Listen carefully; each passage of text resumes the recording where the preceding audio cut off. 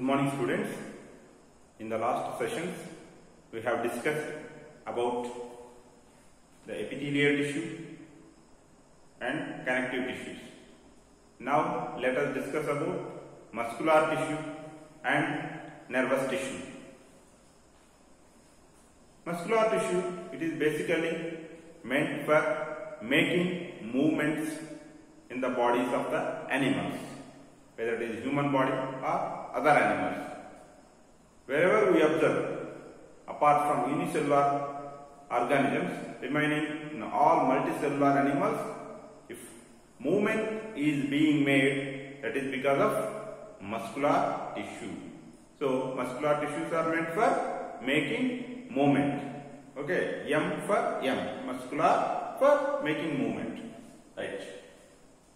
In all muscular tissues, the muscle cells are called muscle fibers, which are long enough, or they are elongated cells. Muscle fibers are elongated cells. Muscle fibers are elongated cells. And in every muscle cell, special proteins are present. Special proteins are present, which are called contractile proteins. What is the function of these contractile proteins in muscular cells? In muscle cells, the role of contractile proteins is to cause the muscle cell to undergo contraction followed by relaxation. And the rhythmic contraction and relaxation of muscle cells, in total the muscle tissue, will cause the movement. But how these contractions and relaxations are made by the muscle cells? Because of the presence of contractile proteins. So, presence of contractile proteins is common for all muscles. Then, how muscles are divided? Means there are different types of muscles in our body. There are two types of muscles in our body. They are voluntary muscles and involuntary muscles. What does it mean by voluntary muscles? Voluntary muscles are those muscles which will make movement with our thought or with our will. Means if we think to make the movement, we can make the movement. If we think to stop the movement, we can decide to stop it. Okay. So the muscles which are attached to our bony skeleton are called skeletal muscles. These skeletal muscles only are the voluntary muscles. The muscles which are attached to our bony skeleton are called skeletal muscles, and these skeletal muscles only are the voluntary muscles. And these are also called, these skeletal muscles are also called striated muscles. Not only skeletal muscles. Okay, there are some other muscles which are also striated that we will discuss later. Next, involuntary muscles. These are the muscles which will make the movement without our thought process. Means we cannot decide whether they should make movement or they should stop making movement. Means the making of movement by these muscles is not under the control of our will. So these muscles are called involuntary muscles. Okay, right. Visceral muscles and cardiac muscles are both together are called involuntary muscles. Viscera means internal organs. Okay, all the internal organs like food pipe. Okay, next lungs, followed by our small intestine, large intestine. Many of the internal organs are there. Uterus, iris of the eye, all these things. Okay, all these parts are called together viscera. And the muscles that are associated to this viscera are called visceral muscles. Okay. And cardiac muscles, the muscles which are present in the construction of the heart, means in the structure of the heart, whatever the muscles that are present, these muscles are called cardiac muscles. And both visceral muscles and cardiac muscles make their movements without our thinking process. So only they are called involuntary muscles. Next, coming to the details of voluntary muscles. and followed by involuntary muscles. Voluntary muscles, as we already have discussed, they move by our will or by our thought. If we want to start a movement, they will move. If we want to stop that started movement, we can stop and they will stop. Right? And skeletal muscles are the only voluntary muscles. In our body, three types of muscles are there: skeletal muscles, visceral muscles, and cardiac muscles. Skeletal muscles are the only voluntary muscles. And where these skeletal muscles are present, they are present attached to our bony skeleton. And in what movements that these skeletal muscles help? Skeletal muscles help in making body movements, like our body, hands movements, legs movements, all these movements, external, whatever visible things are there now. Those movements are made by the skeletal muscles. Under microscope, if we observe the structure of these skeletal muscle cells, we can find dark and light bands in the cells of the skeletal muscles. Means like a dark line and a light line. These lines are present. As lines or striations are present in the structure of these skeletal muscles are also called striated muscles. Striated means striations or lines are present in these skeletal muscles. So these are also called striated muscles. Are the only skeletal muscles striated muscles or any other things? Cardiac muscles also have got the striations in them, but they are not voluntary, they are involuntary. So whatever it may be, whether they are involuntary or voluntary, both skeletal muscles and cardiac muscles, both are having striations in them. So both skeletal as well as cardiac, both are called striated muscles only. Right. Next. And what is the structure of the cells? Cells are, as we already have discussed, whatever the cells we take, they are elongated or long cells. All cells of the muscle, any type of muscle cells you take, all of them are long only, but shape only differs. Okay, being long is common for all three types of muscles, but shape differs. What is the difference? For both cardiac muscles as well as skeletal muscles, the shape of the muscular cells is cylindrical. They are cylindrical. And there is one difference. In the case of cardiac muscles, the cells are branched, whereas here the cells are unbranched. And the cells are multinucleate. Multinucleate means in every cell more than one nucleus is present. And coming to involuntary muscles. Involuntary muscles, as we already have discussed, there are two types: visceral and cardiac. First one is visceral muscles. Visceral muscles are the only smooth muscles. Why these are the only smooth muscles? Because visceral muscles, they do not have dark and light bands in their cells. Visceral muscles, they do not have dark and light bands.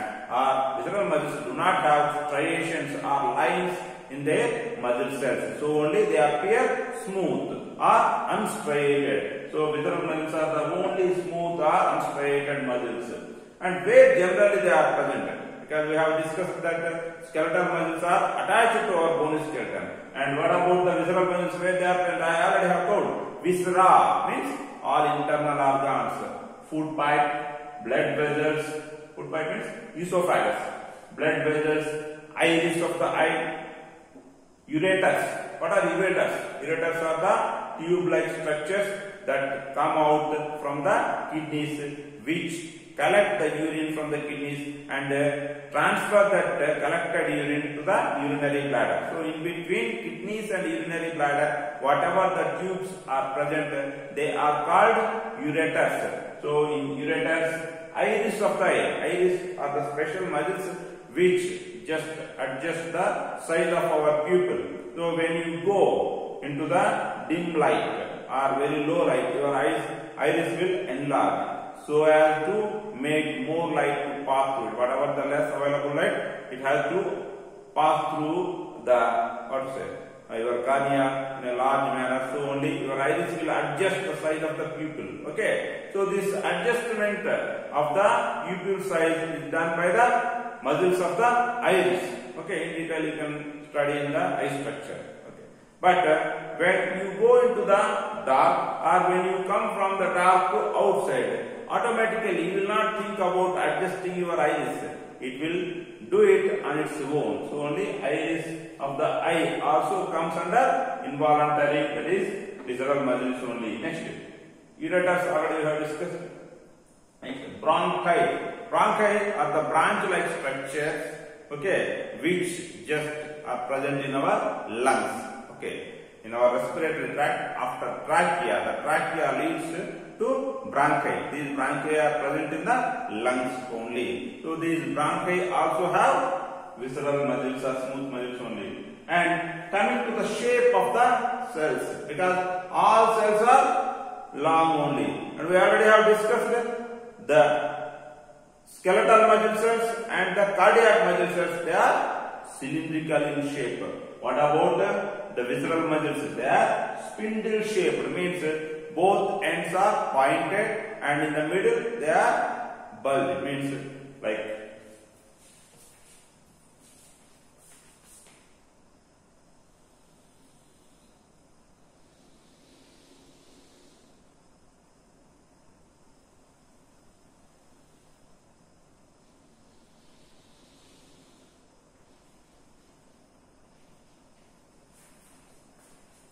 so like this, both ends are pointed, in the middle it is little bit bulged. This shape is called spindle shape. Okay, and what about the nucleus? They are, okay, the skeletal muscles are multinucleate, whereas the visceral muscles are uninucleate. The visceral muscles are uninucleate. The visceral muscles are uninucleate, okay, and there are no dark and light bands, so they appear unstriated or smooth. They appear unstriated or smooth. And coming to cardiac muscles. Cardiac muscles, they exhibit rhythmic contractions and relaxations throughout the life, because our heart has to pump the blood throughout the life without any tiredness or any other thing. It cannot relax itself. If it relaxes, we all have to die. Okay, right? So what about the shape? Okay, as we already have discussed, voluntary. Okay, skeletal muscles, they are cylindrical in shape.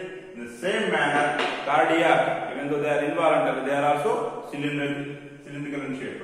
And branched. Cardiac muscles are the only muscles which are having branched cells, means each cell is having connections with the other cell. Each cell is having connection with the other cell. So cardiac muscles are having branched cells, and these are the only muscles that are having branched muscle cells. And like how the other involuntary muscle, that is visceral muscle, is uninucleate, in the same manner even cardiac muscle cells also are uninucleate. Cardiac muscle cells are also uninucleate. And now to remember some points. Only multinucleate and only voluntary muscle cells are skeletal muscles. Only branched cells having muscle cells are cardiac. Only smooth and only spindle shaped. That is visceral muscles. Both involuntary and uninucleate. This is visceral as well as cardiac, and cylindrical and striated. Both skeletal and cardiac. These are the various combination points to remember. You can remember, and you have to remember, which may come in some competitive exams. Though they may not be asked in your regular class exams, but they can be asked in competitive exams. Try to remember. Next, nervous tissue. It is the last tissues of animal body, which is meant for communication. Communication means we receive many stimuli from our surroundings, and these stimuli, the information of the stimuli has to be transmitted to our brain, and from brain some response will be conveyed, and that response has to be carried to our motor organs. Okay, so that this entire communication is done by this nervous tissue. So, and the main functions that are carried out by this nervous tissue, receiving stimuli and transmitting the stimuli to the brain and bringing the response from brain to the effector organs. So this entire communication is carried out by nervous tissue, and the main parts that are made up by the nervous tissue are brain, spinal cord and nerves. Brain, spinal cord and nerves are made up of nervous tissue, and the cells of this nervous tissue are specialized for being stimulated, means they should just get stimulated, and as well as they should transmit the stimulus from that received part to the brain, or from brain the response to the effector part. They must, so the cells are specialized. Specialized means their main function is to carry the stimulus, information of the stimulus and information of the response, right? Okay. And the cells of the nervous tissue are called neurons or nerve cells, and each nerve cell is going to have the following parts, like the first part, which is like a broad large body in the nerve cell, that is cell body or cyton. Okay, which is having many branch-like structures at different points. These points are called dendrites. So every neuron will have many dendrites, and after the cell body, a long structure is present, which is called axon. This axon is made up of several small fragments like structures. These are called, okay, and in between, and this is actually made up of a fatty sheath, and this sheath is called myelin sheath.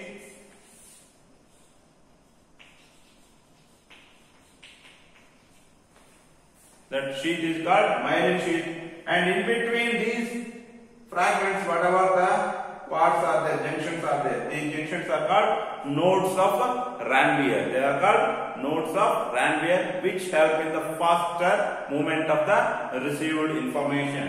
And the last part is called nerve ending.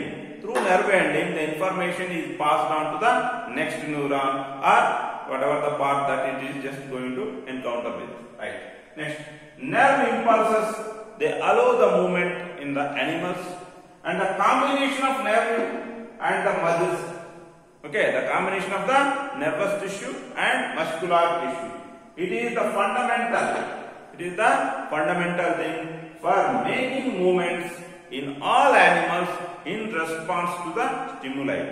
Okay, the animals generally make the movements in response to the stimuli that they receive. Okay, and how do they make the movement? Because of the combination of, means both nervous tissue and muscular tissue, both are connected with each other in order to execute the movement. If muscular tissues are not connected with, muscular tissue is not connected with nervous tissue, then alone it cannot execute the movement.